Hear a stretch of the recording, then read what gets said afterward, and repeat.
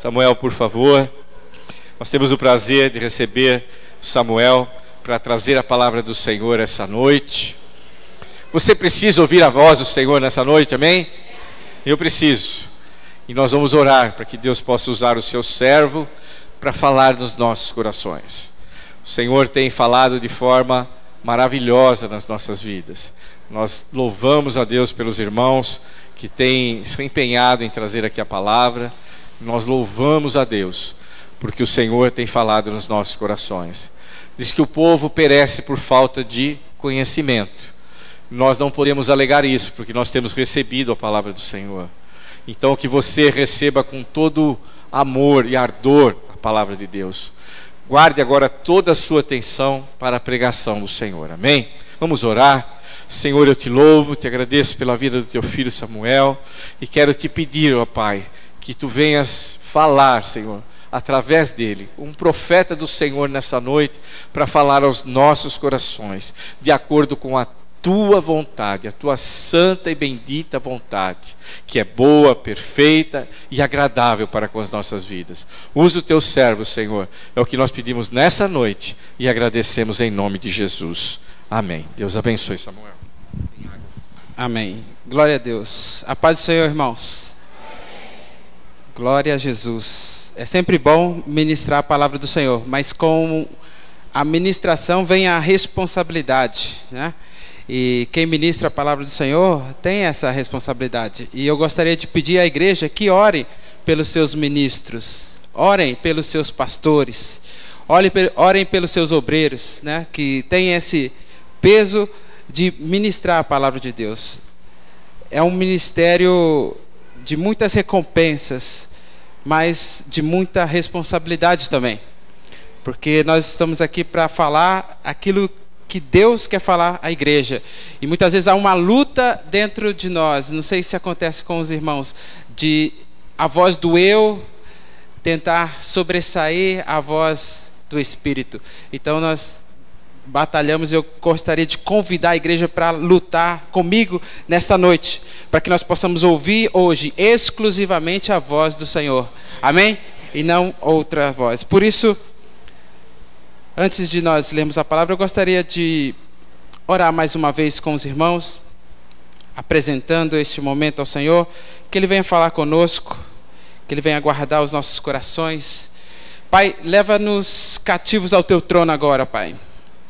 Nós te pedimos, ó Pai, que toda dispersão, ó Pai, toda distração, tudo aquilo que compete com o Espírito do Senhor, tudo aquilo que compete com o entendimento da palavra do Senhor, bata em retirada agora, Senhor, em nome de Jesus. Que o Teu Espírito Santo venha sobre nós, manifesta a Tua glória, a Tua presença venha nos compactar nessa noite, possamos sair daqui, ó Pai, cheios da Tua palavra, cheios do Teu Espírito, cheios do entendimento dessa palavra. Ó Pai, como Paulo orou pela igreja de Éfeso, ó Pai, que nós possamos ser cheios do Espírito de sabedoria, ó Pai, de conhecimento e de revelação, para que possamos conhecer qual é a revelação que está na Tua palavra, Senhor, em nome de Jesus. Vem sobre nós nessa noite, ó Pai, em nome de Jesus, amém. Glória a Deus. Abra sua Bíblia comigo no livro de Apocalipse, capítulo 2. Apocalipse, capítulo 2, a partir do verso 1.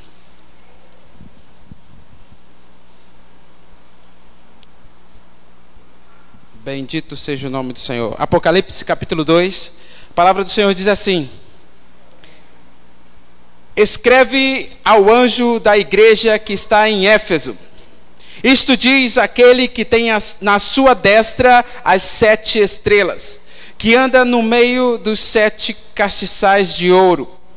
Eu sei as tuas obras, e o teu trabalho, a tua paciência, e que não podes sofrer os maus, e puseste à prova os que dizem ser apóstolos, e o não são, e tu os achastes mentirosos. E sofrestes, e tens paciência, e trabalhaste pelo meu nome, e não te cansaste. Tenho, porém, contra ti, que deixaste a tua primeira caridade, ou o teu primeiro amor. Lembra-te, pois, de onde caíste, e arrepende-te, e pratica as primeiras obras. Quando não, brevemente a te virei e tirarei do seu lugar o teu castiçal, se não te arrependeres. É uma palavra de Deus para a igreja de Éfeso e também uma palavra de Deus para mim e para a sua vida. Uma palavra de Deus para a igreja do Nazareno Campos Elíseos. Eu quero falar um pouco com os irmãos, tentar aqui dissertar sobre este assunto do primeiro amor, dessa volta, e tentar contextualizar na nossa vida, na minha e na sua vida, onde nós estamos em Deus, ou onde nós, porventura, paramos em Deus, e como nós podemos continuar essa caminhada. A palavra do Senhor diz que o Senhor tem a igreja, as 7 estrelas nas suas mãos. A primeira coisa que eu aprendo aqui, que essas 7 igrejas, se você ler o versículo 20 do capítulo 1, vai explicar que essas 7 estrelas são as 7 igrejas. As igrejas da Ásia eram formadas por algumas igrejas, não somente essas 7. Mas a igreja de Éfeso era, quem sabe, a principal delas, por ser uma cidade, a grande metrópole, ali, o centro maior. Éfeso era considerado a principal. Por isso a primeira carta é dirigida a Éfeso. E nós temos vivido um tempo, antes de nós entrarmos propriamente no texto, eu quero falar um pouquinho sobre o nosso contexto, do que nós temos vivido, né? O que fez com que a igreja de Éfeso se esfriasse ou deixasse as primeiras obras. Em 1 Timóteo capítulo 1 diz que o Espírito diz expressamente que nos últimos tempos muitos ou alguns se apostatarão da fé e darão ouvidos a ensinos mentirosos e a doutrinas de demônios. O que temos visto na nossa sociedade são filosofias, pregações, um evangelho diferente deste da Bíblia, e tem invadido as nossas casas. E muitos têm se apostatado da fé, têm deixado esfriar o seu coração por causa de doutrinas mentirosas, por causa de doutrinas de demônios. O pecado hoje é mais exposto do que nunca na sociedade, na mídia. Antigamente, quando víamos algo fora do normal, um pecado na rua, a gente se escandalizava. Hoje, por tanto se ver, a gente acha normal. Até porque a mídia, a propaganda tem pregado que viver na prostituição, viver na lascívia, viver com amor ao dinheiro, tem pregado que isso é normal. Isso tem invadido as nossas casas através da televisão. E por muito que a gente vê o pecado na TV, nas ruas, quando acontece na nossa comunidade, quando acontece na nossa família, quando acontece entre nossos amigos, aqueles mais chegados, a gente acha normal. E a gente tenta até explicar biblicamente que talvez aquilo não seja pecado. E aí começa a surgir novas doutrinas. E aí começa a surgir palavras que vão confortar o coração daquele que quer permanecer no pecado. A palavra do Senhor é fiel e verdadeira, ela não muda. O que era pecado no século passado continua sendo pecado no século 21. Nós não podemos nos acostumar com essa frieza, com essa superexposição do pecado. Nós temos que, como igreja do Senhor, nos levantar e bater de frente com isso. A palavra de Deus vem para nos tirar dessa normalidade maligna, dizer que tudo é normal, de que não tem nada a ver. O pecado não pode ser normal no meio da igreja. O pecado pode ser normal no mundo, mas no meio da igreja não pode ser normal. Ontem não, na sexta, nós estávamos falando com os adolescentes sobre as várias vozes que ouvimos. A voz de Deus, a voz do eu, a voz do diabo, a voz do mundo. E muitas vezes essas vozes do mundo, do diabo, do eu, do egoísmo, têm suprimido a voz de Deus na nossa vida. E nós temos dado ouvidos a outras vozes e não a palavra de Deus. E muitas vezes essas vozes vêm para nos confortar, nos deixar num ambiente de conforto, numa zona de conforto, não é? Com o nosso pecado escondido, com as nossas mentiras. E aí essas vozes dizem assim: você pode continuar indo na igreja, você pode continuar pecando, porque é normal e não acontece nada, porque eu pequei aqui, fui na igreja, Deus falou comigo, aí eu volto para casa, peco de novo, vou na igreja e nada acontece. E aí caímos na normalidade. Quando uma pessoa cai, quando uma igreja cai, ela não cai de uma hora para outra. É aos poucos. Nós vamos ver a história de Éfeso, como que tudo começou. E até o ponto de chegar aqui, Deus falar diretamente com João e dizer à igreja de Éfeso: você precisa voltar ao primeiro amor. Primeira coisa que nós vemos aqui no capítulo 2 de Apocalipse é que Jesus está no meio da igreja. Versículo 1: isto diz aquele que tem na sua destra as 7 estrelas e anda no meio dos 7 castiçais de ouro. Jesus está aqui no nosso meio, amém? E Ele conhece as nossas obras. Ele não só anda no meio da igreja, como Ele tem a igreja nas suas mãos. Eu estava falando ainda com os adolescentes que nós não podemos enganar Deus. Nós não podemos burlar a soberania, a onisciência, a onipotência de Deus. Não é porque vestimos uma roupa bonitinha, passadinha, cheirosa e viemos no culto, levantamos as nossas mãos, que vamos enganar Deus, porque Deus conhece as nossas obras.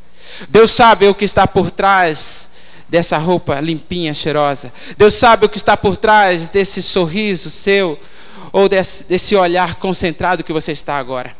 O Senhor Jesus está no meio de nós. Ele tem a igreja nas suas mãos. Todo domínio está com Ele. Ninguém pode nos arrebatar da mão dEle. E por Ele estar no meio de nós, e por Ele ter nós nas suas mãos, Ele conhece as nossas obras. E talvez caímos na apostasia, caímos na frieza espiritual. Por quê? Porque não percebemos a presença de Jesus no nosso meio. Ou não damos tanta importância. Ou nos acostumamos com o sagrado. Hoje nós vivemos um evangelho freestyle, né? Aquele evangelho que tudo pode, né? Chegamos na igreja, e aí Jesus, beleza? Como é que você está? Me abençoa hoje. Mas lá em casa, não para orar, não para ler a Bíblia, não tem uma vida de santidade na presença de Deus. Se você não tem uma intimidade no secreto com o Pai, Ele não vai manifestar a glória dEle no público. Primeiro nós precisamos buscá-lo lá em casa, preparar para o culto. Quantos de nós nos preparamos para este culto hoje? Quantos de nós desligamos a televisão mais cedo? Ficamos em um retiro espiritual dizendo: hoje à noite eu vou para a igreja, vou me preparar, eu vou orar, vou jejuar, e à noite Deus vai falar comigo. Ou muitos de nós acabamos de assistir o jogo, já desligamos, veste a roupa ali rapidinho e vem para a igreja, como se fosse mais um compromisso na nossa agenda. Como se nós esquecêssemos que aqui nós encontraríamos Deus face a face. Muitos de nós vêm para a igreja para encontrar os amigos, para encontrar aquele irmão que eu não vi desde a semana passada, mas não vem com o propósito de encontrar Deus. Que o Senhor tenha misericórdia de nós nessa noite.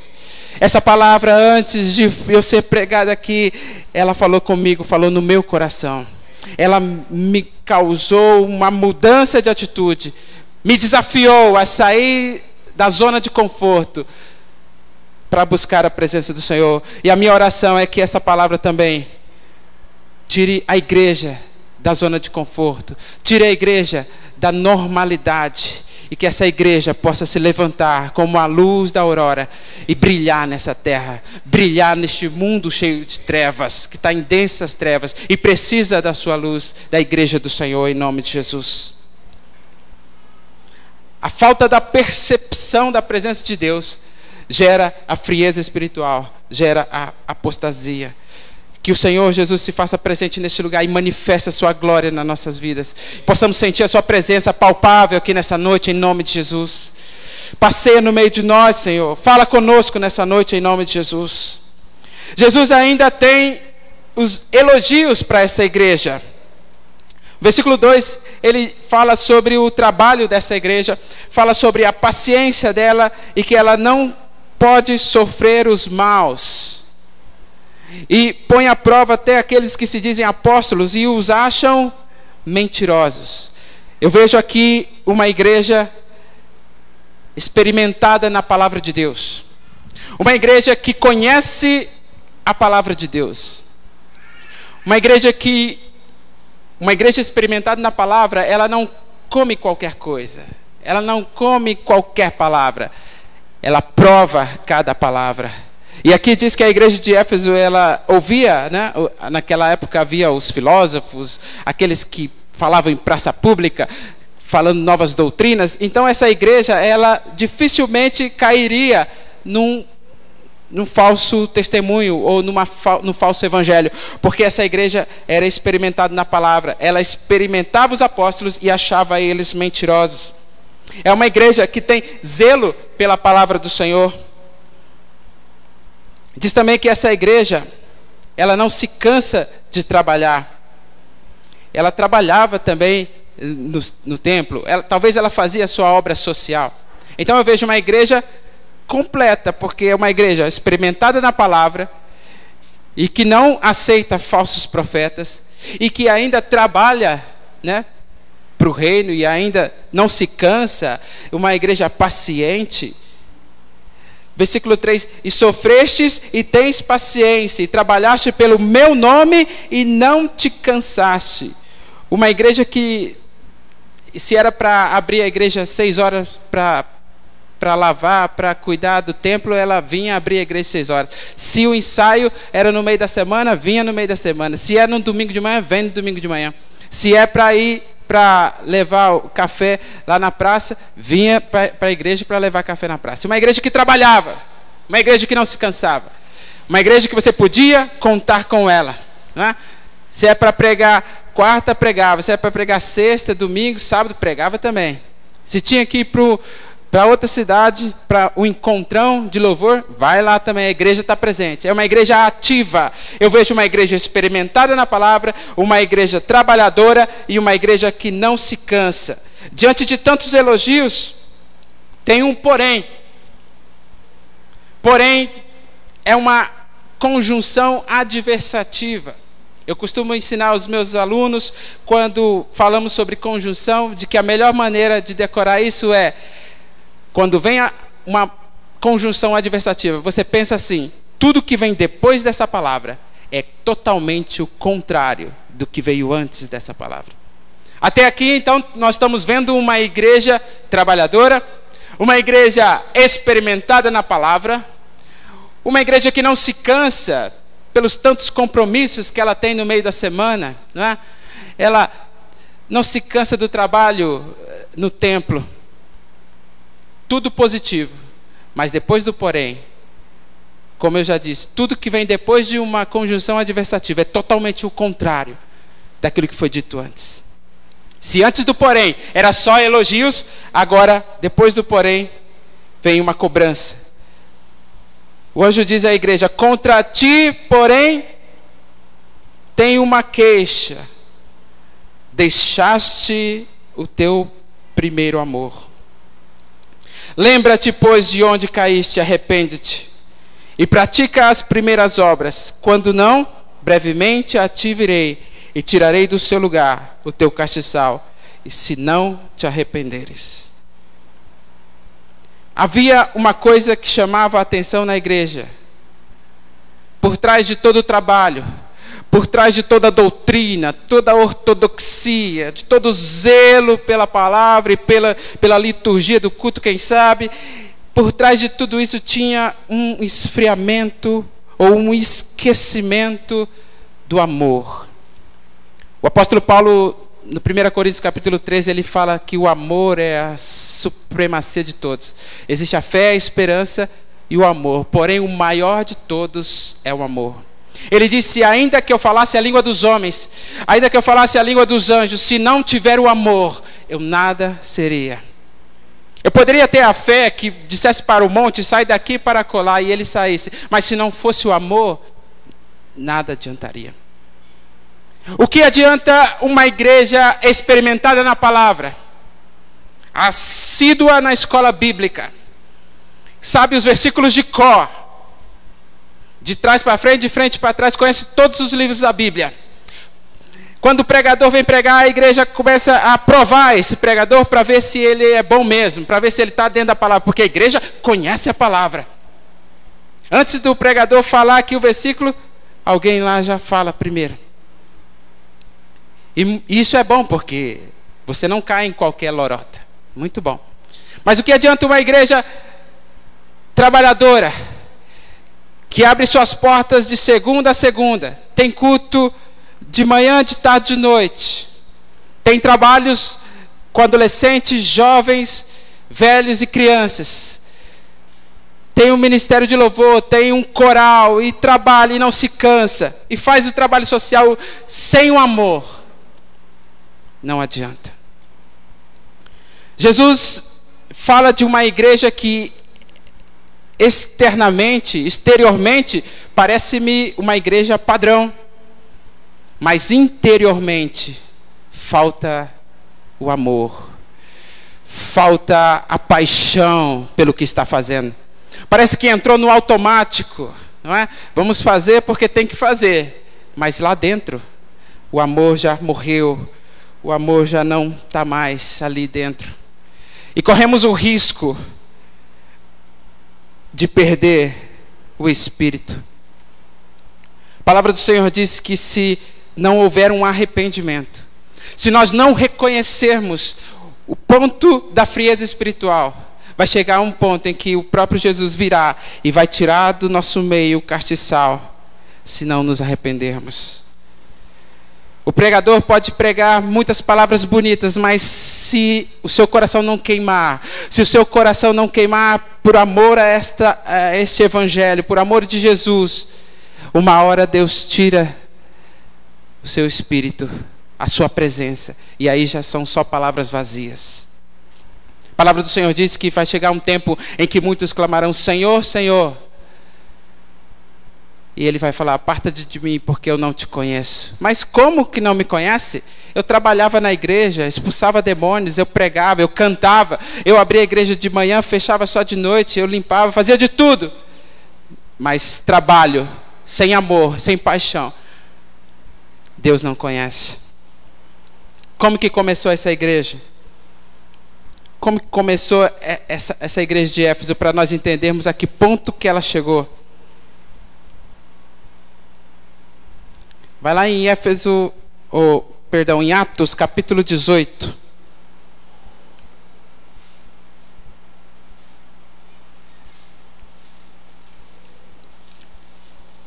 Que igreja é essa que trabalha tanto e ama a palavra, mas falta o amor?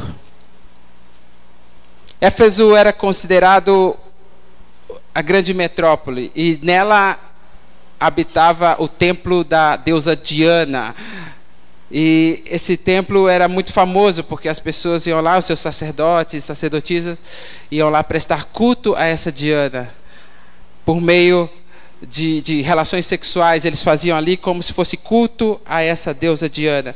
E os nichos desse templo, né, as imagens, tudo que se dizia a respeito à deusa Diana era vendida no comércio. E então o comércio de Éfeso era aquecido ou movimentado por causa desses ídolos, por causa dessa idolatria.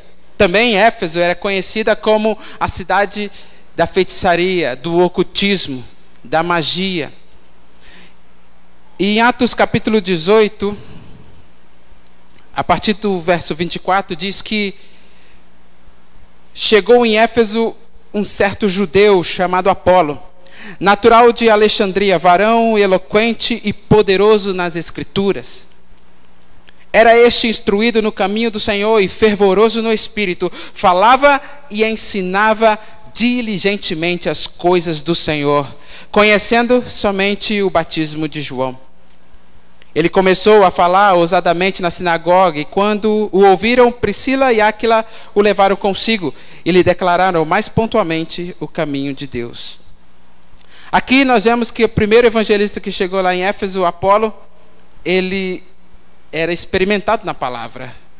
Talvez essa seja a origem de uma igreja que prova os falsos profetas. Lá no capítulo 19, diz assim: e sucedeu que enquanto Apolo estava em Corinto, Paulo, tendo passado por todas as regiões superiores, chegou a Éfeso. E achando ali alguns discípulos, disse-lhes: recebestes vós já o Espírito Santo quando crestes? E eles disseram-lhe: nós nem ainda ouvimos que haja o Espírito Santo. Perguntou-lhes então: em que sois batizados então? E eles disseram: no batismo de João.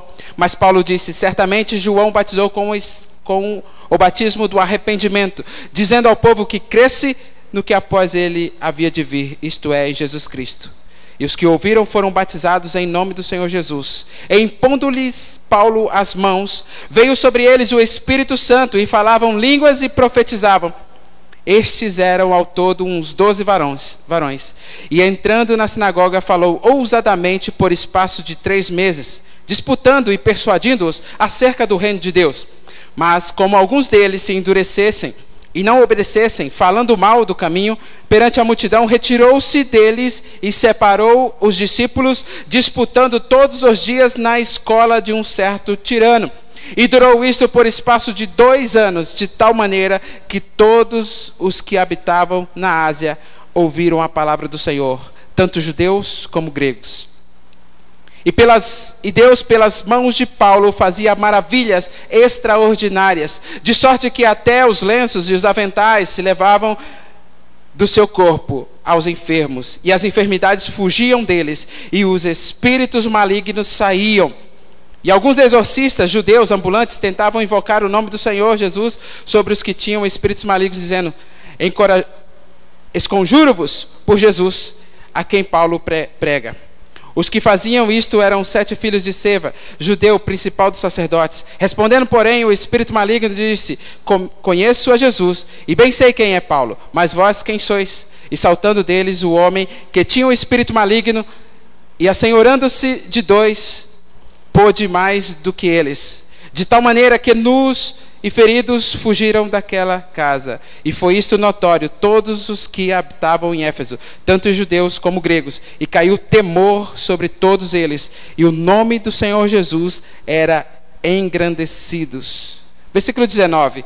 Também muitos dos que seguiam artes mágicas trouxeram seus livros e queimaram na presença de todos, e feita a conta do seu preço, acharam que montava a 50.000 peças de prata. Assim, a palavra do Senhor crescia poderosamente e prevalecia. Aqui é um breve resumo do que seria o início da igreja em Éfeso. Começou com o ensino da palavra, depois passou pelo batismo do Espírito Santo, o enchimento do Espírito Santo. Isso fez com que o evangelho se espalhasse por toda a Ásia. Sabe essa região que recebeu as 7 cartas do Apocalipse? Pois é, essa mesma região é que foi alcançada pela palavra do Senhor a partir da igreja de Éfeso. Éfeso tem uma grande importância nessa região da Ásia, na propagação do evangelho. E ali diz que Deus fazia maravilhas pelas mãos de Paulo. E a cidade que era conhecida pelas feitiçarias, pelos mágicos, pelo ocultismo, agora esses próprios feiticeiros iam para as praças queimar os seus livros, porque agora eles conheciam o verdadeiro evangelho. Então, a igreja de Éfeso nasceu num avivamento. A igreja de Éfeso nasceu na efusão da palavra e do Espírito. Nós não temos que ser o extremo, ou só palavra ou só Espírito. É preciso haver uma moderação aí. É preciso haver uma conjugação. Eu preciso ser experimentado da palavra para provar os falsos profetas, mas eu preciso também ser cheio do Espírito para experimentar a presença do Senhor. Porque senão eu vou começar a viver uma igreja mecânica, uma igreja artificial. A igreja vai se tornar um clube de sociedade, onde há o encontro de pessoas. E a presença do Senhor está longe dela. Eu preciso recuperar essa paixão, esse amor. Éfeso ele experimentou essa efusão do Espírito. Éfeso experimentou o agir de Deus sobrenatural. Eu desejo o sobrenatural de Deus na minha vida. Eu estava falando com os irmãos lá no grupo de comunhão, que nós precisamos experimentar o sobrenatural de Deus. Nós estávamos falando sobre o valor do reino de Deus, lá em Mateus capítulo 10. E que alguém compara o reino de Deus como um tesouro escondido. E que ele pega tudo o que tem, vende para comprar aquele terreno que tem um tesouro escondido. E o reino dos céus e a vida com Deus é a mesma coisa. É tão valiosa que nós somos capazes de pegar tudo que nós temos, deixar para trás para viver uma vida com Cristo. Amém? Só que lá também fala que o reino de Deus é comparado a uma rede cheia de peixes, de várias qualidades. E que os pescadores puxam para a praia e vai separando os peixes bons no cesto e os peixes ruins lança fora. Então, o que nós chegamos à conclusão é que não adianta nós vendermos tudo e conquistarmos o reino. Fazermos de tudo com nossa força, com nosso braço, entregar nossa vida para o reino. Mas se não tiver fruto, se não tiver amor, nós vamos estar ali no meio dos peixes. Mas pode ser que nós sejamos lançados fora. Nós precisamos estar atentos se realmente nós estamos fazendo a obra por algo mecânico ou se estamos fazendo a obra por amor, por paixão, pelo Espírito. Quando fazemos a obra pelo Espírito, não há peso, não há dor, há manifestação do poder de Deus. Era impensável para uma cidade idólatra ver os seus magos, seus mágicos queimando seus livros no meio da praça. Era inimaginável uma cidade que tinha como centro um templo de idolatria e agora tem uma igreja que prega o evangelho em toda a Ásia, que espalha a palavra do Senhor. Era impensável. Só pode acontecer isso pelo poder do Espírito Santo de Deus. Abra sua Bíblia em Éfeso. Éfeso foi inaugurada, então, com essa escola de Tirano, que Paulo ensinou os seus discípulos ali por 2 anos. Depois, Paulo saiu, deixou Timóteo ali como pastor e escreveu a carta de Éfeso. E ele diz ali no capítulo 1, versículo 15: Pelo que ouvindo eu também a fé que entre vós há no Senhor Jesus, e a vossa caridade ou o vosso amor para com todos os santos, não cesso de dar graças a Deus por vós, lembrando-me de vós nas minhas orações. Paulo elogia a fé e o amor de Éfeso. Aqui então, o amor ainda consistia nessa igreja, né? Ainda era visível. E Paulo, ele ora então para um segundo nível. Versículo 17. Ele ora ainda, além de dar graças por este amor e por essa fé, ele ora para que eles subam de nível. E fala assim: para que Deus, de nosso Senhor Jesus Cristo, o Pai da glória, vos dê em seu conhecimento o espírito de sabedoria e de revelação, tendo iluminados os olhos dos vosso entendimento, para que saibais qual seja a esperança da sua vocação e quais as riquezas da glória da sua herança nos santos, e qual sobreexcelente grandeza do seu poder sobre nós, os que cremos, segundo a operação da força do seu poder. Paulo queria que eles experimentassem o poder, queriam que eles experimentassem a vida sobrenatural com Deus. Versículo 19 do capítulo 2, ainda em Éfeso. E Paulo explica por que vocês devem experimentar esse poder. Porque assim que já não sois estrangeiros, nem forasteiros, mas concidadãos dos santos e família de Deus, edificados sobre o fundamento dos apóstolos e dos profetas, de que Jesus Cristo é a principal pedra de esquina, no qual todo o edifício bem ajustado cresce para o templo santo no Senhor. Aleluia. E se nós formos ler toda a carta de Éfeso, ele vai falar também da santidade em oposição à vida de carnalidade. Ele faz um contraponto aqui à igreja de Éfeso. Ele fala assim: Éfeso, vocês já não são estrangeiros, vocês são concidadãos dos céus, vocês não devem mais andar segundo os gentios que andam nas trevas. Aquele que mente, não minta mais. Aquele que rouba, não roube mais. Então Paulo dá um padrão para eles. Dá um padrão para Éfeso viver. Mas depois vai passando o tempo. E 40 anos depois, João é tirado do meio das igrejas da Ásia. É preso na ilha de Patmos. E Jesus fala com ele, fala assim, ó, sabe a igreja de Éfeso? Sabe aquela igreja que nasceu na doutrina da palavra e na efusão do Espírito? Sabe a igreja de Éfeso que Paulo elogiou o seu amor, a sua fé? Sabe aquela igreja de Éfeso que Paulo orou para que eles fossem cheios do conhecimento, da sabedoria e da revelação de Deus, e que eles experimentassem o poder de Deus? Sabe essa igreja? Eu tenho uma coisa contra ela, que ela deixou o primeiro amor. O que aconteceu? Você se lembra quando você aceitou Jesus? Você se lembra quando você teve aquele encontro efusivo com a presença de Deus e disse, eu vou servir esse Deus para sempre? Como está essa relação hoje? O que aconteceu com a igreja de Éfeso depois de 40 anos? O que fez aquele amor se esfriar? Jesus fala para ela, lembra de onde caíste e volta à prática das primeiras obras. Eu estava ali no banco e o Senhor falando comigo.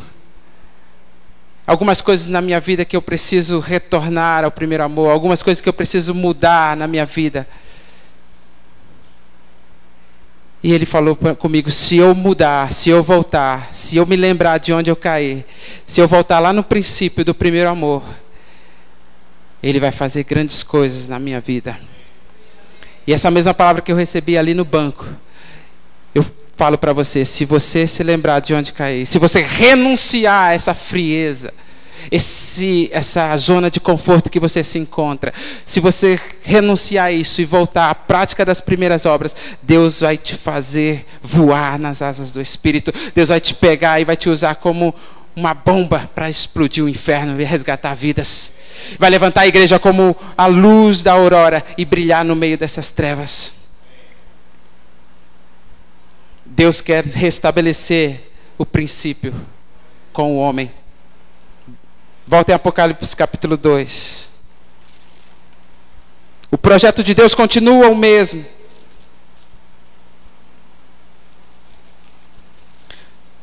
Toda vez que eu peco, toda vez que eu me arrependo e volto para Deus, Deus fala assim, ei, o projeto continua o mesmo. Não desista. Eu tenho um plano para você. E esse plano eu não vou desistir. Há uma esperança para mim e para você. Se Deus fala conosco nessa noite, nessa palavra, é porque há uma esperança para mim e para você, queridos. Enquanto há vida, há esperança. Há tempo de voltar atrás. Há tempo de se arrepender dos maus caminhos. Há tempo de voltar à prática das primeiras obras. Ainda há tempo. Capítulo 2, versículo 7.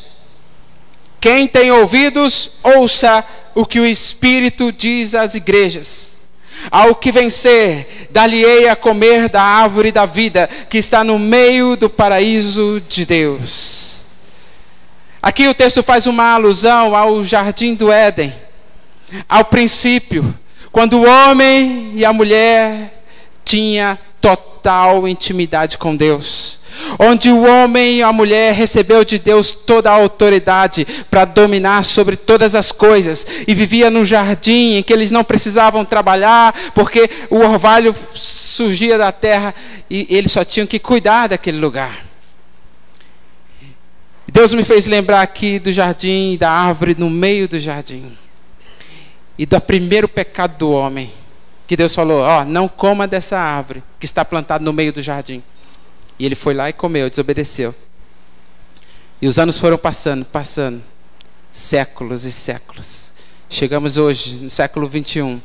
E a palavra do Senhor Deus vem para mim e para você, dizendo, se você se arrepender e voltar às práticas das primeiras obras, você vai ter o direito de voltar lá no princípio, onde Adão e Eva habitavam, onde havia uma intimidade completa com Deus, onde não havia via Deus face a face. A palavra diz que Deus vinha na viração do dia para ter comunhão com o homem. Deus ouvia a voz do homem e Deus ouvia o homem. Era um relacionamento íntimo, havia santidade antes do pecado. O Senhor quer que nós voltemos para esse lugar. Semana passada o Ricardo falou sobre o inferno. Eu queria fazer uma alusão ao céu agora. Se nós voltarmos e nos arrependermos hoje, e voltarmos às práticas das primeiras obras, ao primeiro amor, a paixão e o amor por Deus, por Jesus, pelo Espírito Santo, nós vamos ter o direito de entrar lá no céu e habitar no paraíso. E que antes que Adão e Eva era proibido de comer, agora ele vai dar de comer dessa árvore que está plantada no meio do jardim. Adão e Eva foi expulso por causa do pecado. E hoje, se nos arrependermos e voltarmos às práticas das primeiras obras, o Senhor nos garante entrada lá de novo no paraíso, para comer daquilo que antes não podia e agora Ele vai nos dar gratuitamente, para reaver de volta a intimidade que o homem tinha com Deus, para reaver de volta a eternidade que o homem perdera no jardim do Éden. A vida eterna com Deus está diante de nós hoje.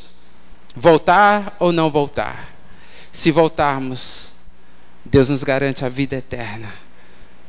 Se não voltarmos, se não nos arrependermos, todos os dias da nossa malignidade, das nossas más concupiscências, se nós não nos arrependemos, um dia Ele vai vir e vai arrancar do meio de nós o seu Espírito, a sua presença. Aí sim, não tem mais esperança.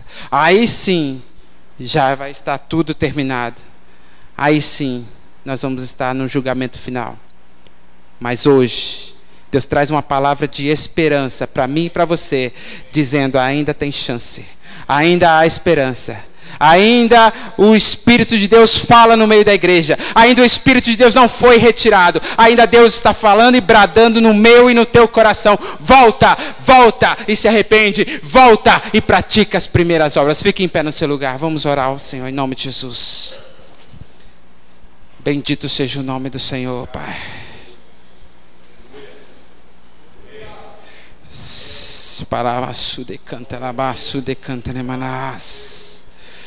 O Senhor está no nosso meio, Ele passeia no nosso meio.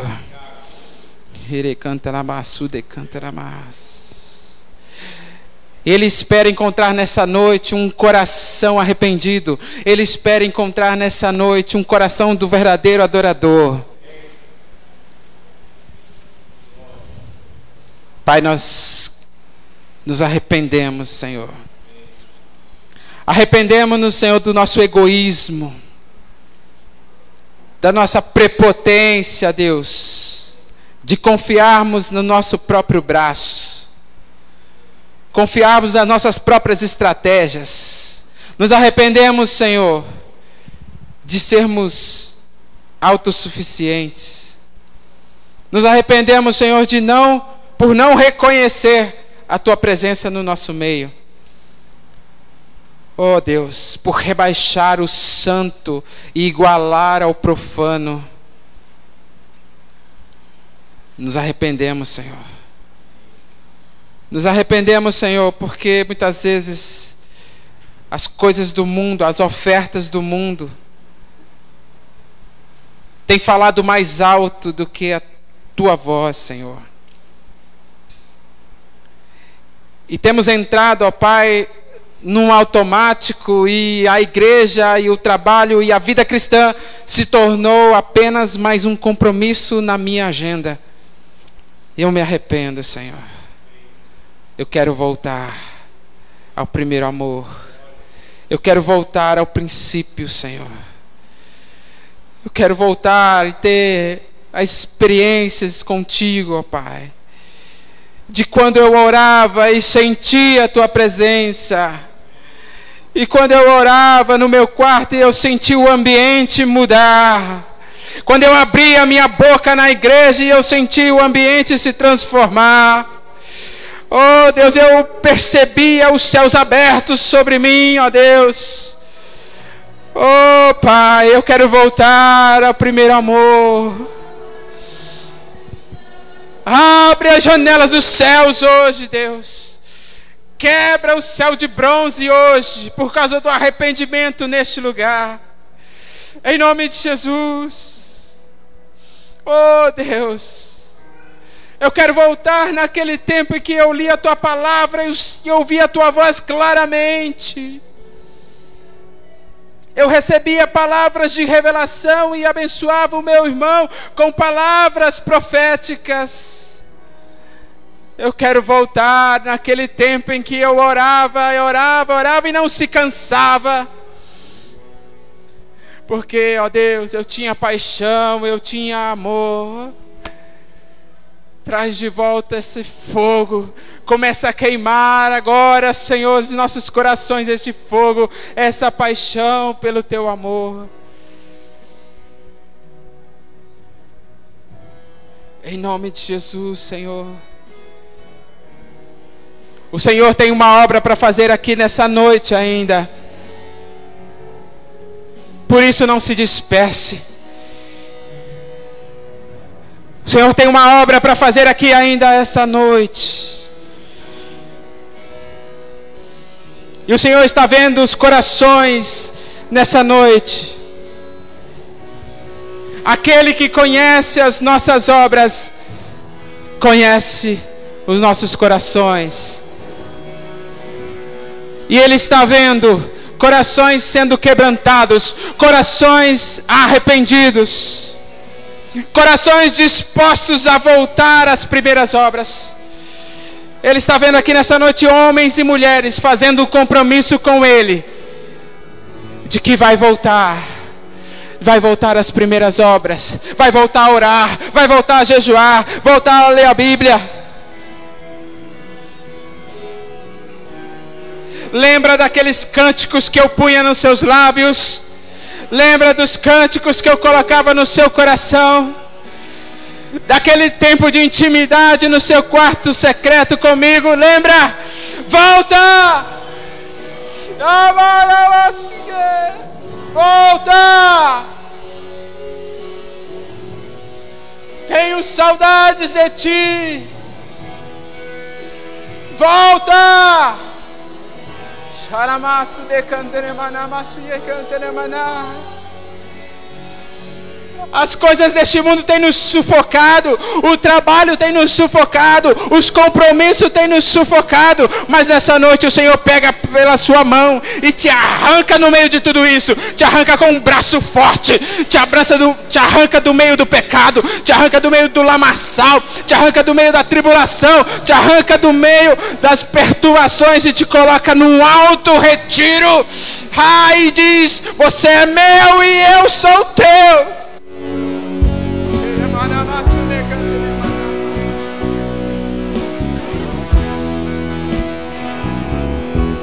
Agora não tem desculpas.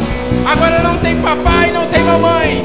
É você e Deus. É você e Deus. Se descubra para Ele. Se descubra. Deixe de lado as desculpas. Deixe de lado as cargas. Deixe de lado as máscaras. Se apresente diante dele desnudo. Desnudo. E Ele te cobrirá. E Ele te cobrirá.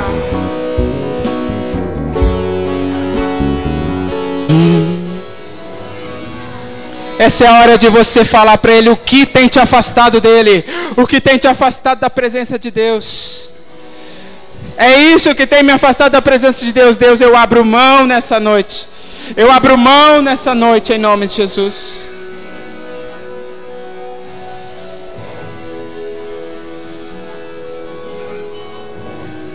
Eu vou mudar a minha rotina para me encontrar contigo mais vezes, Senhor, durante o meu dia. Eu vou mudar a minha rotina.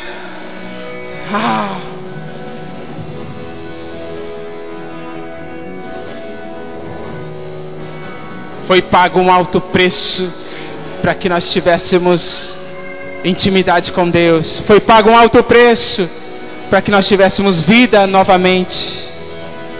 É por esta causa É por esta causa que eu oro, para que você seja cheio do Espírito, cheio do poder e da graça do Senhor, em nome de Jesus.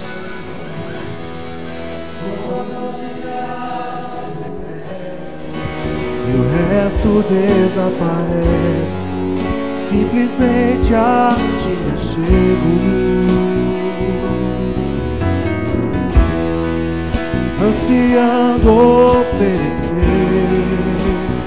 algo de valor para agradar teu coração.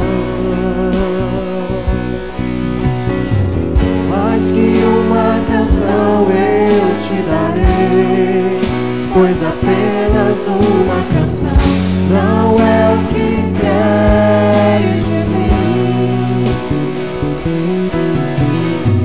Mais profundo busca, Senhor, do que os olhos podem ver. Queres meu coração. Estou voltando à essência da adoração, e a essência és tu, a essência és tu, Jesus. Oh, me perdoa pelo que eu fiz dela, quando a essência és tu, a essência és tu,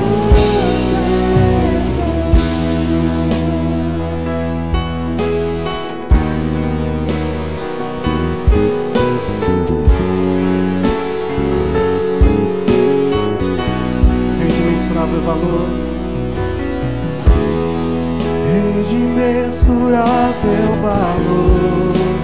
Ninguém pode expressar o quanto és digno.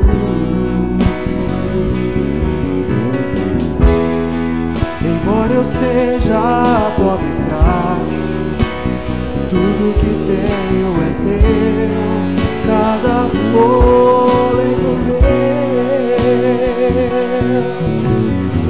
Mais que uma canção eu te darei, pois apenas uma canção não é o que queres de mim.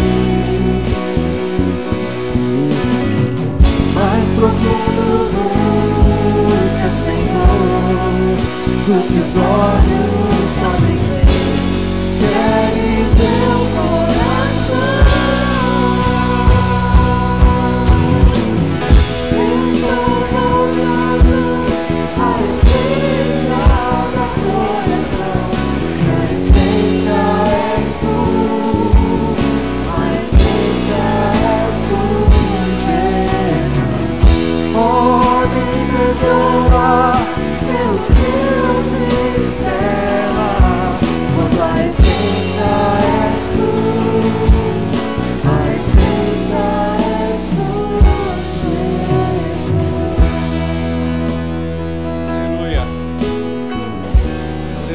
Louvamos a Deus por essa palavra. Louvamos a Deus porque é tempo de voltar atrás, como foi pregado. É tempo de voltarmos ao primeiro amor, o primeiro momento que você conheceu a Cristo e você viu que você sem Ele não podia viver. Mas com o passar dos dias nós nos afastamos, mas é tempo, hoje é tempo de você se aproximar do Senhor. Não sei se existe alguém no nosso meio que ainda não aceitou a Cristo como seu Salvador. E eu gostaria, depois de uma palavra como essa, de que o Senhor, Ele está em busca daqueles que são seus. Ele não desistiu de nenhum de nós. O Senhor anda em busca daqueles que o adoram em espírito e verdade.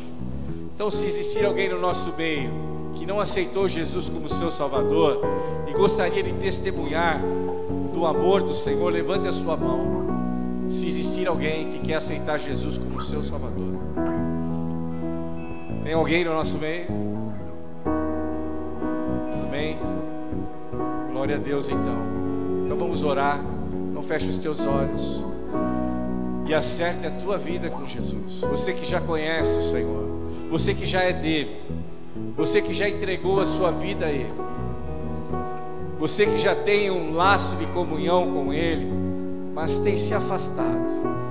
Esse é o momento de você se reconciliar, se achegar e dizer: Senhor, renova essa chama do amor que Tu tens por mim e eu tenho por você. Senhor, eu quero Te louvar, quero Te agradecer por essa palavra, Senhor, tão abençoada, Senhor, que falou aos nossos corações.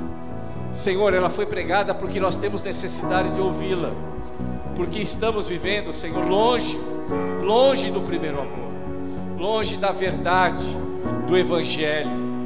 Evangelho de aparência, Senhor, não é esse, Senhor, que Tu deixaste aqui na terra.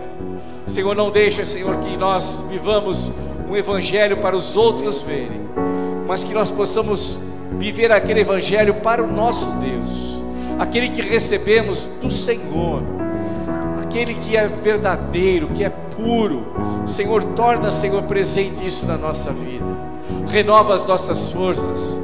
Renova, Senhor, perdoa, Senhor, o nosso afastamento de Ti, ó Pai. E renova o Teu amor para conosco. É o pedido que eu faço, Senhor, em nome da Tua igreja, em meu nome, Senhor, na minha vida. Renova, Senhor. Acrescenta, Senhor. Acrescenta o amor. Sem amor, Senhor, não, nada que nós façamos, ó Pai, terá valor algum, ó Pai. Por isso, Senhor, nós Te pedimos: acrescenta-nos do Teu amor na Tua obra e na nossa vida, em nome de Jesus. E que o amor do Pai, a graça do Filho e as doces consolações do Espírito Santo de Deus sejam sobre toda a igreja, desde agora para sempre. Amém. Irmãos, vá em paz. Que Deus vos dê uma semana abençoada. E fique firme na presença do Senhor. Mastigue essa palavra que foi dita para nós, que você possa realmente ruminá-la durante toda essa semana, para que a tua vida seja abençoada. Deus abençoe o Samuel por essa palavra, amém? Os irmãos fiquem na paz do Senhor, amém? Eu vou lá atrás para me despedir dos irmãos.